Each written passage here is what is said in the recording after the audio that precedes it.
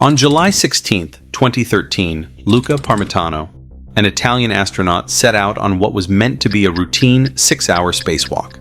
But as he stepped into the cold, unforgiving vacuum of space, he had no idea that in less than an hour he would face a life-threatening ordeal, one where his survival would be nothing short of miraculous. It's hard to tell, but it feels like a lot of water. I feel a lot of water on the back of my head, but I don't think it's leaked from my back. Are you sweating? You working hard? I am sweating, but it feels like a lot of water. I see it now, wiggling.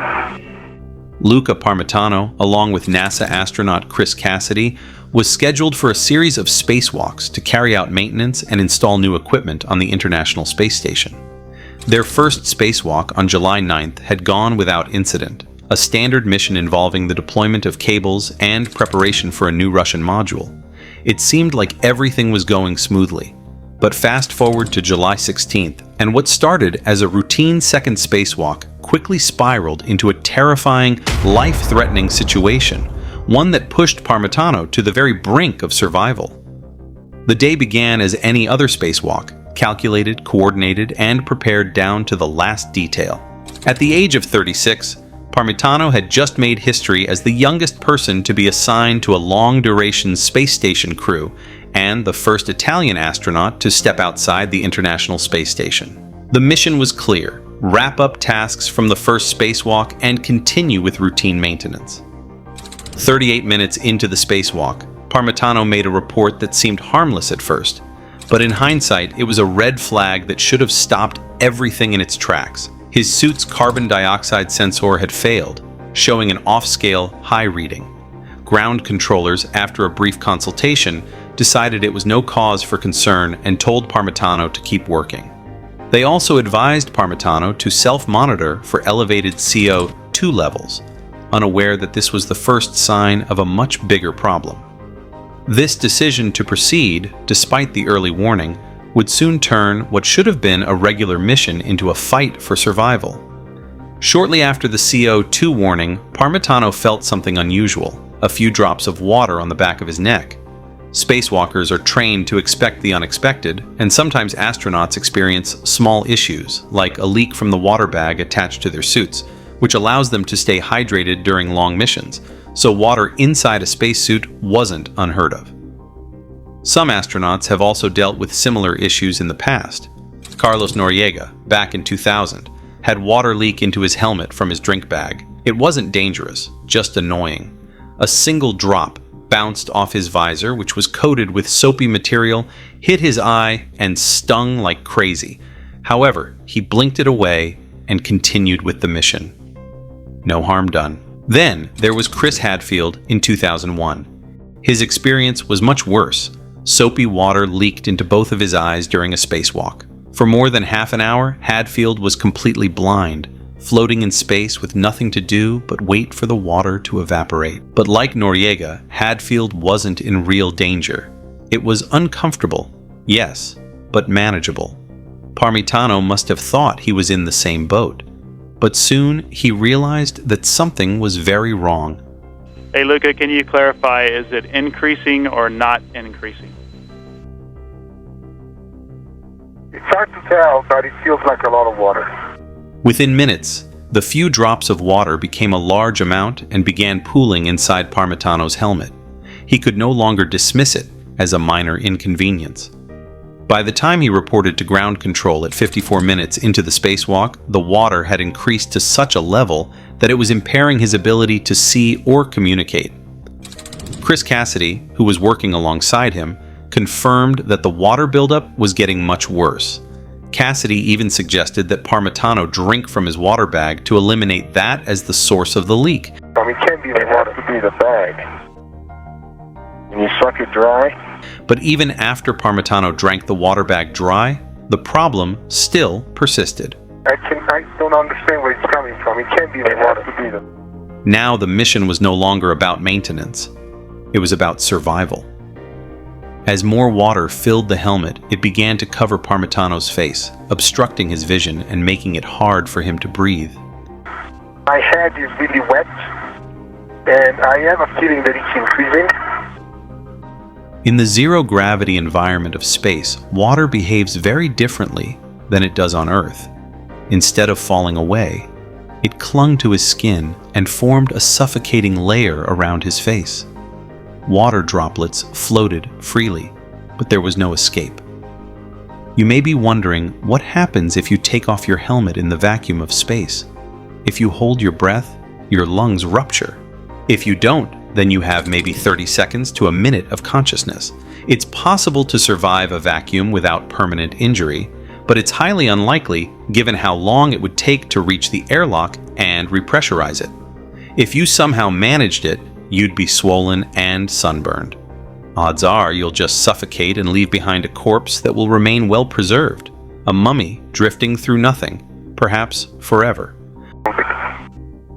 All right. And Luca, we copied all and followed you along there. Thanks.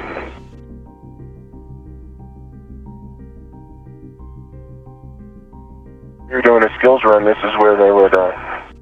So that meant Parmitano was at risk of drowning in his own helmet, hundreds of miles above the Earth's surface. 67 minutes into the spacewalk, Parmitano's situation had become critical. The water was now so thick that it covered his nose, ears, and eyes. His voice, once clear, became increasingly garbled, making it harder for him to communicate with Cassidy and ground control. For the first time in his career, Parmitano found himself completely blind in space. To make matters worse, the ISS had just entered orbital night, meaning that the only light Parmitano had was from the small headlamps attached to his helmet. His vision was gone, his hearing was muffled. And the water continued to rise. Every breath he took was through his mouth, as his nose was now blocked with water. Water will not just pool downward in zero gravity, but will cling to whatever surface it finds. As the severity of Parmitano's predicament became clear, NASA finally made a critical decision. The spacewalk needed to be aborted immediately, and Parmitano had to return to the airlock. All right, Chris and Luca, just for you guys, based on what we heard with Lucas saying that water is in his eyes now and it seems to be increasing, we think we're going to terminate EVA case for EV2. So, Luca, we'll have you head back to the airlock. Chris, we'll get a plan for you to clean things up here. Returning to the airlock was easier said than done. Parmitano's eyes were still blinded by the water, his hearing was still impaired, and he still couldn't speak clearly. Even though Chris Cassidy was nearby, he was on his own. Cassidy also couldn't lead him back to the airlock due to the limitations of their tethers. Parmitano would have to retrace his steps blindly and rely on his tether to guide him back to safety. As he moved, the water in his helmet shifted, further disorienting him. With each movement, it covered his face even more, floating freely around his head and filling his ears, making it impossible for him to hear his fellow astronauts or mission control. At this point, Parmitano was completely isolated. He was trapped in his own helmet, drowning slowly while racing against time to get back to the ISS. Now imagine trying to feel your way back, while every movement could potentially be your last. Imagine the horror of being unable to see, unable to breathe, and knowing that help was miles away, not on Earth, but inside the space station, a place he needed to reach if he was to survive. But even as his situation worsened, he remained calm. He used his tether to feel his way back to the airlock, trusting his training and instincts to guide him in the darkness. Every moment felt like an eternity as the water crept closer to completely cutting off his air supply. Yes, if there's enough water, he certainly had that. At the 72-minute mark, Parmitano finally reached the airlock, exhausted and still in grave danger. By this point, the water in his helmet had reached his mouth, forcing him to rely on mouth breathing to stay alive. His helmet was filling rapidly with water, more than enough to drown him if he inhaled it. 5 minutes later, Chris Cassidy joined him in the airlock. They were finally safe, but Parmitano wasn't out of danger yet. Repressurizing the airlock is a delicate process, especially after a spacewalk. That's right, if done too quickly, the astronauts' eardrums could burst due to the rapid change in pressure. Inside the ISS, astronaut Karen L. Nyberg carefully began the slow process of repressurizing the airlock. ensuring that both Parmitano and Cassidy would re-enter the International Space Station safely. At last, 100 minutes after the start of the spacewalk and 56 minutes after Parmitano's first report of water, the crew was able to remove his helmet. The crew bringing Luca through the hatch into the equipment lock. They'll be expediting the removal of his suit. His face was soaked, and he was gasping for air. An estimated 1 to 1.5 liters of water had filled his helmet, more than enough to have drowned him had he been in the suit any longer. Parmitano survived, but the ordeal was far from over. Once inside the ISS, he had trouble hearing due to water trapped in his ears, and Mission Control had difficulty getting a status update from him. Once the ordeal was over, NASA began investigating what went wrong. The cause of the malfunction was traced back to a blockage in the fan pump separator, which allowed water from the cooling system to leak into the ventilation loop and, eventually, Parmitano's helmet.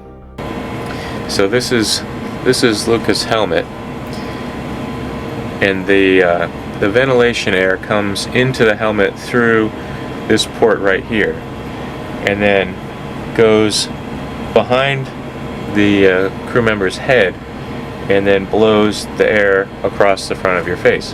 Well, with water, a mixture of water and air getting into this vent port, the water bubbles started to build up behind this white plastic piece.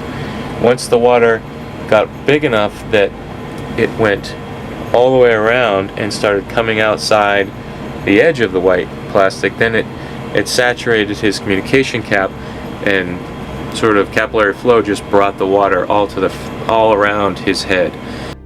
To make matters worse, the contamination that led to the blockage had a complex 10-year history, which made it difficult to predict or understand beforehand. However, Parmitano's calm demeanor and training, coupled with quick decisions by his fellow astronauts and Mission Control, saved his life. As Parmitano later reflected, I think that for a couple of minutes there, maybe more than a couple of minutes, I experienced what it's like to be a goldfish in the fishbowl from the point of view of the goldfish. In the aftermath of this near tragedy, NASA was left to face the reality of the situation. Not only did this become the second shortest spacewalk in International Space Station history, it also exposed the vulnerabilities in their equipment and procedures. Shortly after, a snorkel-like breathing tube was added to future suits, and absorbent pads were placed inside the helmets to give astronauts more time in case of another water leak. This unsettling incident highlighted the unpredictable and dangerous realities of space, where even the smallest malfunction can turn deadly in an instant. Since 2013, there have been numerous space missions outside the International Space Station, but none have been as terrifying as this. Hopefully, it stays that way. So there you have it. As we continue to reach for the stars, don't forget to hit the subscribe button and leave a like or comment so you can stay updated with more stories like this. See you in the next one.